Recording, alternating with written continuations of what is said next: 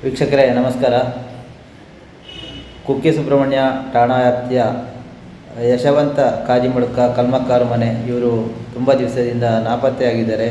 ಇವರನ್ನು ಎಲ್ಲಿ ಕಂಡರೂ ಕೂಡ ಸ್ಥಳೀಯ ಪೊಲೀಸ್ ಸ್ಟೇಷನ್ಗೆ ಅಥವಾ ಕುಕ್ಕೆ ಸುಬ್ರಹ್ಮಣ್ಯದ ಠಾಣೆಗೆ ತಿಳಿಸಬೇಕು.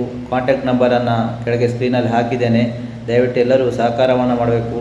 ಯಶವಂತ ಕಾಜಿಮುಡ್ಕ ಅವರು ಎಲ್ಲಿದ್ದರೂ ಕೂಡ ಪತ್ತೆ ಆಗಬೇಕು ಅಂತೇಳಿ ವಿನಂತಿ ಮಾಡಿಕೊಳ್ತಾ ಇದ್ದೇನೆ. ಕೃತಿಗಾರಿನ ಅಮರ ಸೇನಾ ರಕ್ತದಾನಿಗಳ ತಂಡದ ಸಕ್ರಿಯ ಸದಸ್ಯ ಕೂಡ ಇವರು.